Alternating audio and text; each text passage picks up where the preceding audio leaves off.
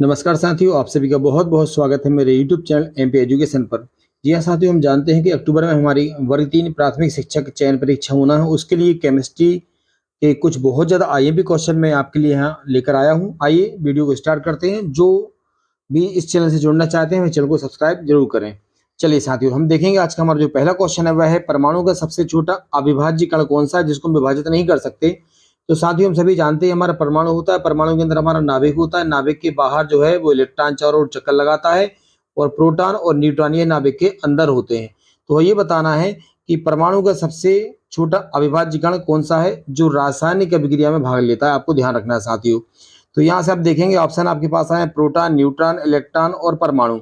तो साथियों याद रखना है इसका राइट आंसर हमारा हो जाएगा परमाणु। क्या आंसर हो जाएगा इसका? परमाणु। क्लियर है? सेकेंड अगर हम बात करें यहाँ से साथियों, आप देखेंगे एक परमाणु के नाभिक में क्या क्या होता है। आपको ये बताना है कि परमाणु के नाभिक में क्या क्या है। तो अभी आपको मैंने बताया था कि नाभिक में प्रोटॉन और न्यूट्रॉन होते हैं। तो proton electron, neutron electron, proton और न्यूट्रॉन, ये वाला इसका राइट आंसर हो जाएगा। आप जानते हैं उत्तर भी ऐसे दिए हैं, प्रोटॉन और न्यूट्रॉन। तो ये आपको ध्यान रखना है कि परमाणु का जो नाभिक होता है उसमें प्रोटॉन और न्यूट्रॉन होते हैं, जबकि इलेक्ट्रॉन उसके चारों ओर चक्कर लगाता है। क्लियर है? अब हम बात करते हैं साथियों अगले क्वेश्चन की। देखेंगे आप लोग इलेक्ट्रॉन पर कौन सा आवेश होता है। इलेक्ट्रॉन पर अगर बात करें तो देखेंगे आप धनात्मक होता है, ऋणात्मक या फिर उदासीन या फिर कोई नहीं। तो इलेक्ट्रॉन हम जानते हैं साथियों कैसा होता है, ये ऋणात्मक होता है। तो इसका आंसर हो जाएगा नेगेटिव या फिर ऋणात्मक। ये भी आपको ध्यान रखना है।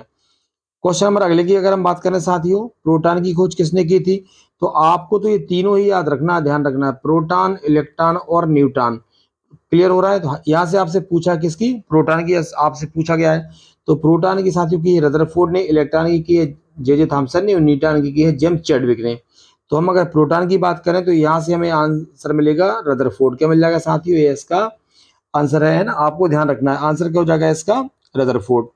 अगला क्वेश्चन है न्यूट्रॉन पर कौन सा आवेश होता है। तो आपको ध्यान रखना है साथियों प्रोटॉन, ये तीनों की आपको ध्यान रखना है। इलेक्ट्रॉन हमारा भी आपको बता दिया कैसा होता है, नेगेटिव होता है, प्रोटॉन पॉजिटिव होता है, धनात्मक होता है, न्यूट्रॉन हमारा कैसा होता है साथी? उदासीन। हमसे न्यूट्रॉन का पूछा गया तो न्यूट्रॉन का आप देखेंगे उदासीन आंसर हो जाएगा। आपको ध्यान रखना है तो न्यूट्रॉन कैसा होता है? उदासीन होता है। अब हम साथियों बात करेंगे अगले क्वेश्चन की हमारी।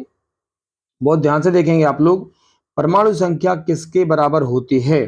प्रोटॉन की संख्या के बराबर, न्यूट्रॉन की या फिर इलेक्ट्रॉनों की। तो याद रखना साथियों प्रोटॉन की संख्या के बराबर, मतलब ये इसका आंसर हो जाएगा परमाणु संख्या। तो आपको जानते हो परमाणु संख्या की परिभाषा होती है किसी भी तत्व के परमाणु के नाभिक में उपस्थित प्रोटॉनों की संख्या को परमाणु संख्या कहते हैं। इसलिए परमाणु संख्या, ठीक है, क्या हो जाएगा? प्रोटॉनों की संख्या होती है। अगला क्वेश्चन, आप द्रव्यमान संख्या पूछेंगे साथियों, जिसे कि परमाणु भार भी कहा जाता है। ये किसके बराबर होगी? देखिए एक बार फिर मैं आपको समझा देता हूँ। ये होता है हमारा पूरा परमाणु। परमाणु के अंदर होता है साथियों, आपको ध्यान रखना है, नाभिक। नाभिक के अंदर होता है न्यूट्रॉन और प्रोटॉन, और इलेक्ट्रॉन जो है बाहर चार ओर चक्कर लगाता है। तो जब भी अगर अपन बात करेंगे परमाणु संख्या की साथियों, ये आपको ध्यान रखना है। तो परमाणु संख्या को हम किससे दर्शाते हैं? परमाणु संख्या को दर्शाते हैं जेड से। तो जेड बराबर होता है पी, पी बराबर होता है ई। इसका मतलब है कि परमाणु संख्या जो होती है प्रोटॉनों की संख्या के बराबर होती है। जितने प्रोटॉन होते हैं उतने ही इलेक्ट्रॉन होते हैं। तो ये हो गया हमारा परमाणु संख्या का आंसर। अब हमसे यहाँ पे साथियों देखेंगे आप डबल से, हमसे क्या पूछा है यहाँ से? अब हमसे पूछा जा रहा है यहाँ से द्रव्यमान संख्या, मतलब परमाणु भार। परमाणु भार को दर्शाते हैं ए से। ए बराबर होता है साथियों पी प्लस एन, मतलब प्रोटॉन और न्यूट्रॉनों की संख्या का जो योग है वह परमाणु संख्या या द्रव्यमान संख्या कहलाता है।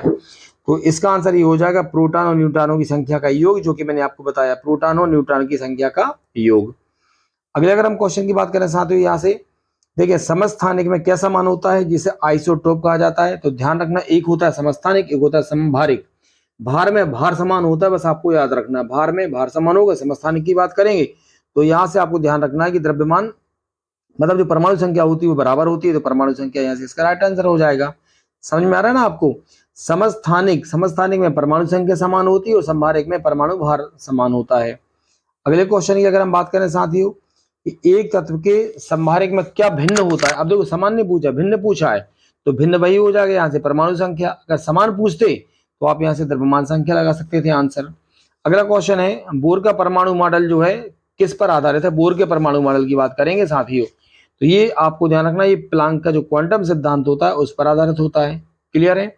अगले क्वेश्चन की अगर हम बात करेंगे साथियों, यहाँ से इलेक्ट्रॉन किस कक्षा में घूमते हैं। तो अब इसका आंसर देखेंगे, केवल वृत्ताकार पथ में घूमेंगे, केवल अंडाकार में घूमेंगे, वृत्ताकार और अंडाकार दोनों में घूमते हैं, या फिर निश्चित ऊर्जा वाली। ये ध्यान रखना आपको, इलेक्ट्रॉन जो है वो निश्चित ऊर्जा वाले स्तर में घूमते हैं। देखेंगे इसका एक डायग्राम के थ्रू। सपोज मान लीजिए हमारा परमाणु है, ये हमारा क्या हो गया, नाभिक हो गया। नाभिक के चारों ओर ध्यान रखना साथियों, ये कक्षाएं होती हैं, ये एक निश्चित ऊर्जा वाली कक्षाएं होती हैं। इनमें जो है वो इलेक्ट्रॉन चारों ओर चक्कर लगाता है, तो इसलिए इसका आंसर हो जाएगा निश्चित ऊर्जा स्तर वाली कक्षाओं में इलेक्ट्रॉन घूमता है। ठीक है साथियों, अगले क्वेश्चन की बात करेंगे, हम देखेंगे नाभिक के चारों ओर घूमने वाले इलेक्ट्रॉन की ऊर्जा कैसी होती है। देखेंगे शून्य होती है, असीमित, स्थिर। तो स्थिर होती है, ध्यान रखना, उनकी ऊर्जा जो साथी है वो स्थायी होती है। अगला क्वेश्चन है, एक परमाणु में इलेक्ट्रॉन की अधिकतम संख्या को किस सूत्र के द्वारा दर्शाया जाता है। तो यहां से ध्यान रखना साथी, इसका राइट आंसर होता है 2n²। क्या आंसर हो जाएगा, 2n², इसके द्वारा इसको दर्शाया जाता है। अगला क्वेश्चन है, सबसे बाहरी कक्षा में उपस्थित इलेक्ट्रॉनों को क्या कहते हैं, सबसे बाहर वाले। तो संयोजी इलेक्ट्रॉन, यही इसका राइट आंसर हो जाएगा। आपको ध्यान रखना क्या हो जाएगा इसका आंसर, संयोजी इलेक्ट्रॉन। अब देखो इसका मतलब क्या है, जैसे मान लीजिए अपन फिर से यहाँ से समझते हैं, मैं यहाँ से कलर चेंज करके आपको समझा देता हूँ, देखें आप लोग अब।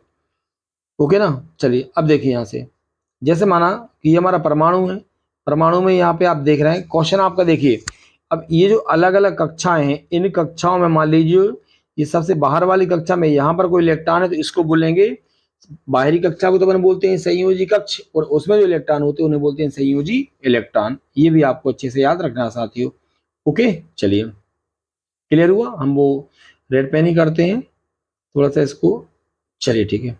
अब यहाँ से देखेंगे आप लोग, अगला जो हमारा क्वेश्चन कौन सा आ रहा है, तो बाहर वाले जो इलेक्ट्रॉन होते हैं उन्हें मैंने आपको बता दिया संयोजी इलेक्ट्रॉन कहते हैं, ये इसका आंसर हो जाएगा। अगला है, जे थॉमसन द्वारा किसकी खोज की गई। तो अभी आपको मैंने बताया था इलेक्ट्रॉन जो है यह जे थॉमसन के द्वारा खोजा गया था।